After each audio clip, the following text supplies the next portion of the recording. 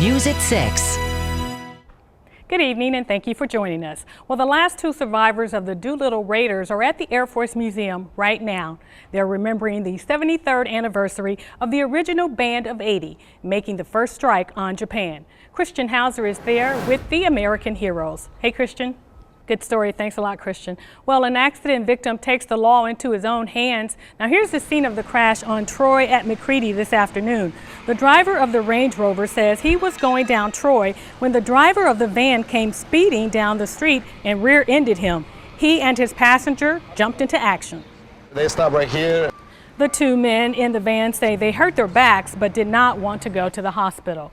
A man is missing tonight from Harrison Township. Officials say 58-year-old James Elliott walked away from Riverside Healthcare Center yesterday. He was wearing a Cincinnati Bengals hat, coat, and blue jeans. Authorities say Elliott has a history of mental illness and left the center without medication. Now, if you see this man, contact the Montgomery County Sheriff's Office at the number below. An explosion at a Monroe company has officials wondering what caused it. One person was flown to Miami Valley Hospital after the fire and the explosion yesterday at Alfrebro plant on Reed Road that's in Monroe. Now, the name of the employee has not been released.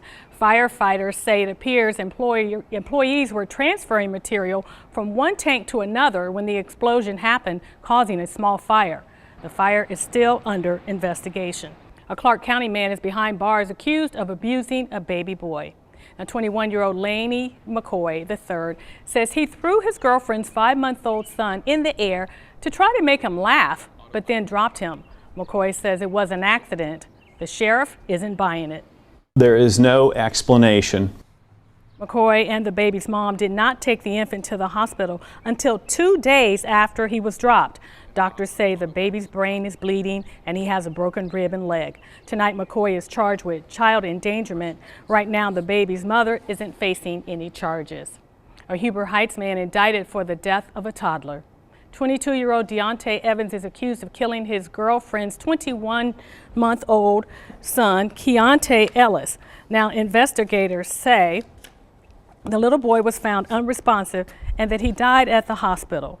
Charges were filed against Evans yesterday, and they include murder and child endangering. Now, here's the latest on talks to avoid a Dayton school bus driver strike. Representatives from the district and the bus drivers union met again last night after union members rejected the deal their leaders had accepted on Thursday.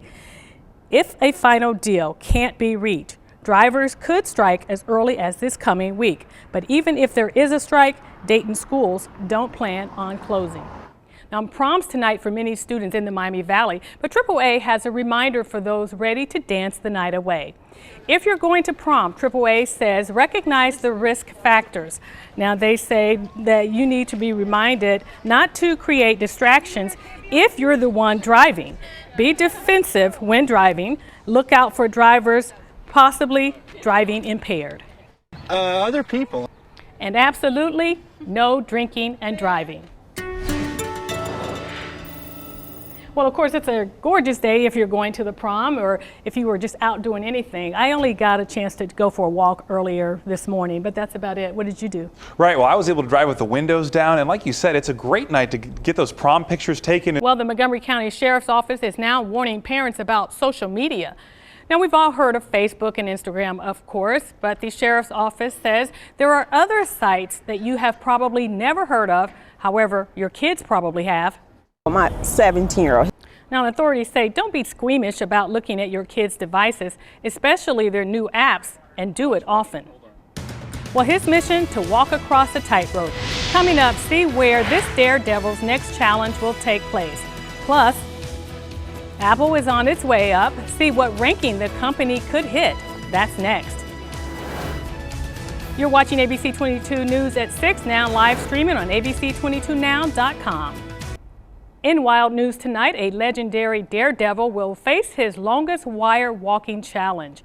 On Tuesday, August 11th, Nick Wallenda will walk from the south entrance of the racetrack to the north entrance at the Wisconsin State Fair. Now, the walk will be at least 15,060 feet and more than 100 feet high. If completed, it will break his record. We walked out. Walinda is a seventh generation daredevil and member of the Flying Walinda's family. Now, he walked across Niagara Falls in 2012, the Grand Canyon in 2013, and the city of Chicago in 2014. He's crazy. Anyway, Apple could be on track to become America's first $1 trillion company. Now, that's according to a capital market analyst who wrote in a research note that the iOS software embedded in Apple's products and services will ultimately help push it to $1 trillion. Apple stock is currently $125 a share. He thinks the stock will go to $185, while the company will be worth $1 trillion, valued at $728 billion. Apple is already the world's most valuable company. The next closest companies aren't that close at all. Wish I had some Apple stock. Well, it's opening day, and no, we're not talking baseball. Coming up, we'll tell you about the new attractions at one of Ohio's amusement parks. Plus, I mean, that was alone in real life. coming up, see what the inside of a flight simulator looks like and how these students benefit from the training. That's next. They're cleared for takeoff and landing. Students from around the world put their aircraft design skills to the test today in a flight simulation lab at the 5th annual IT Flies USA competition. Now, the students' designs were tested on the only Maryland flight simulator in the U.S. by experimental test pilots. So when they come to UD students have previously won the competition.